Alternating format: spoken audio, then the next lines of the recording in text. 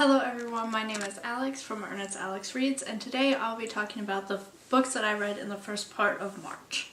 So this is my March wrap-up part 1. I have had another really productive reading month. I have read 9 books at the middle part of March. And I'm really happy with my reading. I've read a lot of great books so far in March, and I'm hoping that the rest of it will also be as lovely. This month I completed 5 audiobooks and 4 physical books. So let's get started.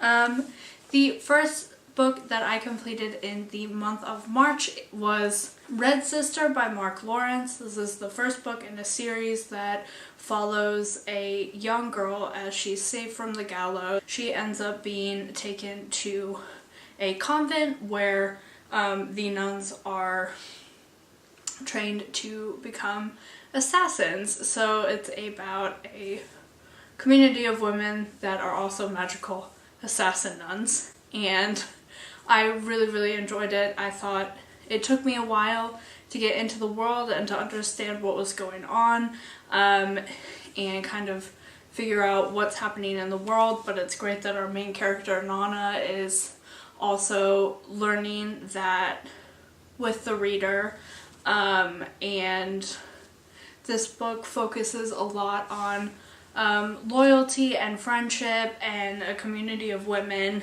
I gave Red Sister by Mark Lawrence 4 stars. I then immediately picked up Grey Sister, also by Mark Lawrence, the second book in the trilogy. So I was so into the story that I wanted to immediately know what happened, and I loved the second book in the trilogy as well. The second book, there are 2 perspectives, which I really enjoyed, and I thought it brought a lot to the world and to the story. I love the books. I'm so excited for the third one that is coming out later this year.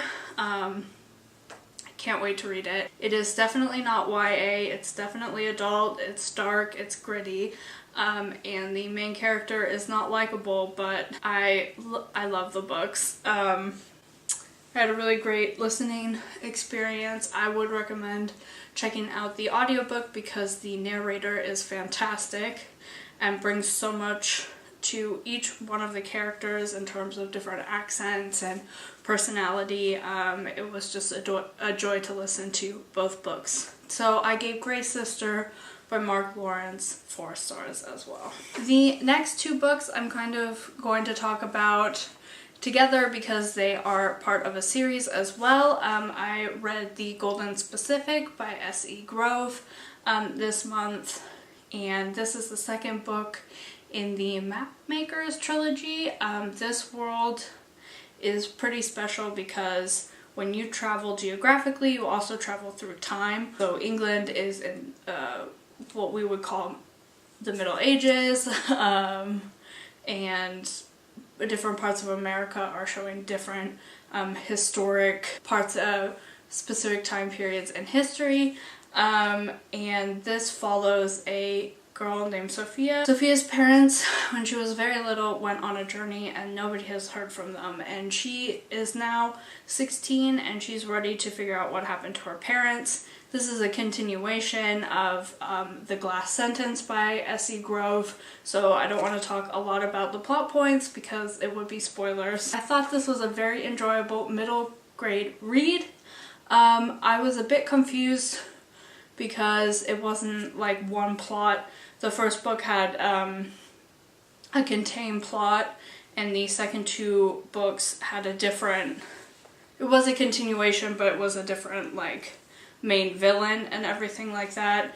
I was pretty confused because I did read the first book many moons ago, but I did enjoy this while reading it, and I gave it 3 stars. I then picked up and completed the trilogy. I read The Crimson Skew by S.E. Grove right after The Golden Specific. Basically the same thoughts, like I said. Was an enjoyable read, bit confusing at times. It's definitely not my favorite series of all time, but I did enjoy picking it up. I will say that this had a really nice ending, and I gave this book 3 stars as well.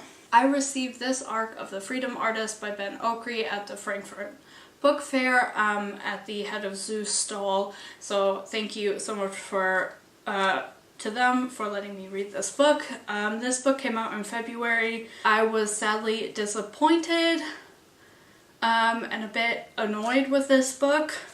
If I'm being honest, I ended up giving it 2 stars. I think the idea of humanity feeling imprisoned and looking to break out of that prison, which is basically the premise for this book, is a very interesting subject matter, and I think if this book was maybe a short story, I would have loved it a lot more. I just thought this book was a little bit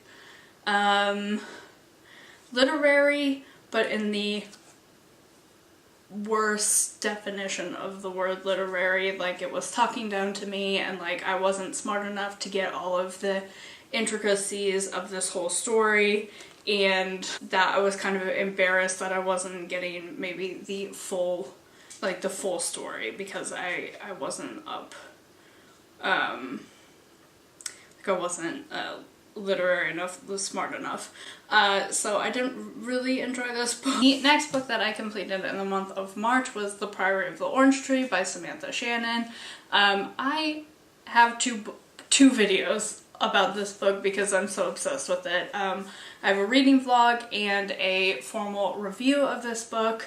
Suffice to say, I love this book dearly. It is, as of now, my favorite book of the year. Yeah, 5 out of 5 stars. If you would like to hear more of my thoughts about this book, please do check out those 2 videos if you would like. And also please read this, because I think everybody should. I listened and completed to a couple audiobooks because I have been traveling and been on buses for hours and hours this month. So I completed Eleanor Oliphant is Completely Fine by Gail Honeyman. I was a bit hesitant with this book. I have heard nothing but good things and saw how highly praised this book was, and I was a bit worried that I wouldn't enjoy it as much as everybody else, and so I waited until now to pick it up, which is what I do sometimes with very hyped books. So I finally got to it, and I am not disappointed. I very much enjoyed this. I also thought the audiobook was really well done, and because it's set in Glasgow and the narrator has a Scottish accent, I really enjoyed the world being brought to life, and I thought it was very well done. I really loved reading a book that dealt with trauma and just how crushing loneliness can be, especially in young people, which I think is more common than a lot of people realize. And I really just, the book stayed with me. I really enjoyed it, and I'm glad that I finally picked it up. And if you haven't, then I would also recommend having a listen to it or picking up a physical book. I then listened to The Short and Sharp Ghost Wall by Sarah Moss. This book follows a teenager as she and her parents are at this kind of like summer camp reenactment in Northumberland in England, and they are pretending to be Iron Age. Yeah, they're living as they were, as the people did in the Iron Age in that area, and it follows her experiences at that reenactment. I definitely really enjoyed this book as well, and I will be picking up some of her backlog, I think, because her technical writing I just found so powerful, and every word and every scene and every thought that was in this short book was there for a reason. I ended up giving Ghost Wall 3 stars. And then the last book that I completed in the first part of March was Daisy Jones and the Six by Taylor Jenkins Reid. I also listened to the audiobook for this one, and I think it brought so much more to this particular story than if I had read it physically. because this book is basically a collection of interviews, or it's supposed to be like an oral history of the band Daisy Jones and the Six, and this book is a collection of all of the band members and the important people surrounding the band, talking about the past. And the audiobook is also a full cast of characters, so that means every main character, every person in the band has their own voice, and it just made it more authentic. I really enjoyed the audiobook for this book, and I gave it 4 stars. So those are the 9 books that I read in the first part of March. Thank you for watching. I hope you're having a wonderful day. I hope that you've been reading amazing books so far in March.